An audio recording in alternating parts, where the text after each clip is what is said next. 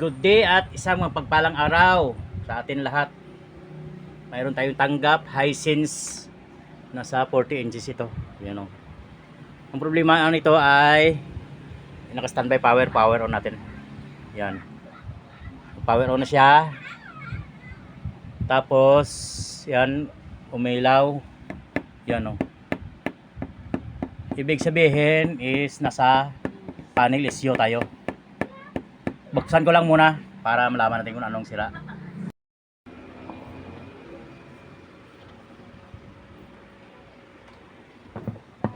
Yan. Mag-open tayo ng TV.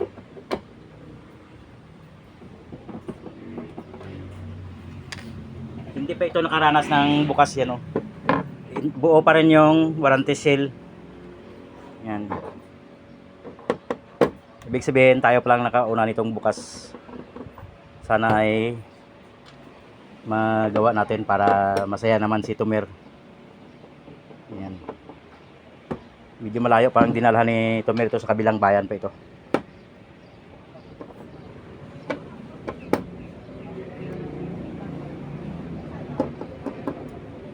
Regular customer natin yun.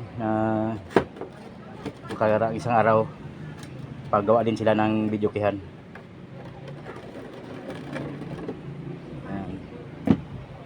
Binahayan ng bubuyog. Binahayan ng bubuyog yun, oh.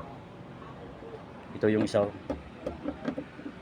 Yan ang mahirap minsan sa pagbukas na mayroong bahay ng bubuyog kasi yung pinaka Phillips screw na yan, tatatak pa ng putik.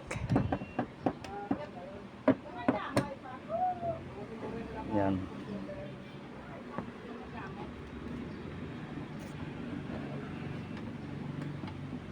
Amo ko nang mahal ko salan pa. Siya ang sa amo na niya ang mani, ang pani. Ang gagmay ko lang nagba mo ko nang mahal. Pani. Lapan nagla. Clap clap. Clap. Kabalo na bala pa kami papa mag-clap. Clap. Clap. Clap clap clap.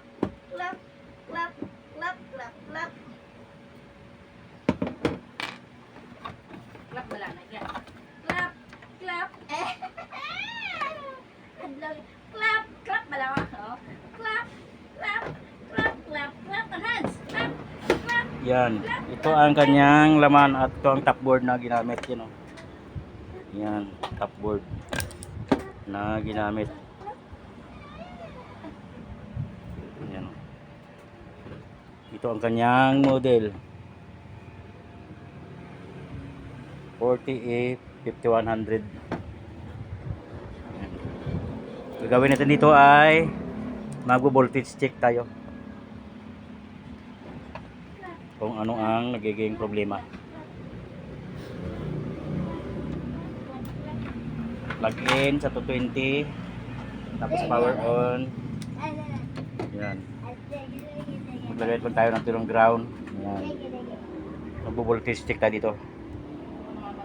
Ano ba yan? Wala. Wala. Wala din, ibig sabihin nagpo-protect yung DC to DC natin. Wala yung walang mga output yung DC to DC natin. Nagpo-protect yung ano natin. Ito yung BGE, yan, wala talaga yun. Nagda-drop. Troubleshoot ko lang muna ito. Pakita ko sa inyo mamaya kung ano ang nagiging sira.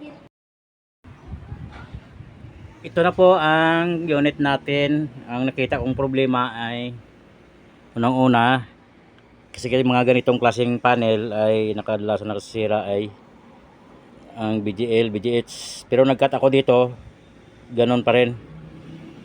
Ang ginawa ko, nag-check ako ng mga SMD capacitor, ganito. May nakita ako ditong short na isa dito. Ito yung tinanggalan ko. Yan. Short yung isa dyan. Short yung isa dyan, yun dito, naka-parallel. Tumalsik doon sa baba. Pakita ko pa sana sa inyo kung bakit sira siya.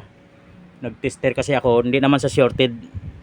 Kaya lang nasa 600 ohms yung continuity niya. 600 ohms may leakage yung kapasitor. Kaya palitan na natin mamaya ito. Subukan natin i-check, plug in sa 220. Yan. Tapos magbo-voltage check tayo ulit.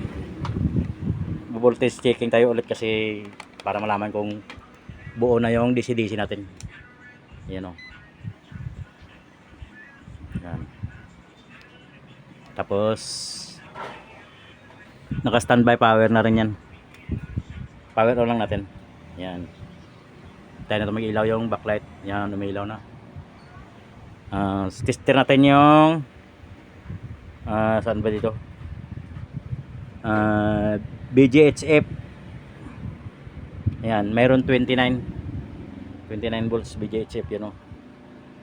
Ang BGH is yan 26 volts. Yung BGL, dito yung BGL natin. Ayan, BGL mayroong negative 8. Yan, ibig sabihin normal na yung supply natin. Silipin na lang natin ngayon kung may display siya o wala. Ayun, normal naman na no signal yun. Ang sira ay isang SMD capacitor lang nandito. Ilang volts kaya dito yung nag-short natin na linya. Tester natin yung ilang volts.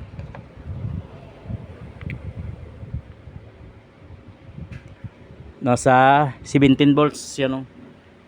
17 volts yung may short natin dito. Palitan na natin yung capacitor. Tapos takpan ko na lang ito. Subukan na natin sa picture. Ito na po yung Hisense natin na 40 inches yan o. Normal naman yung picture nya. Wala namang problema. Yan. Ang problema natin ay SMD capacitor lang pala. Good backlight, no display. Nagpo-protect yung DC-DC natin. So okay na. Nakakita tayo ng SMD capacitor. Yan.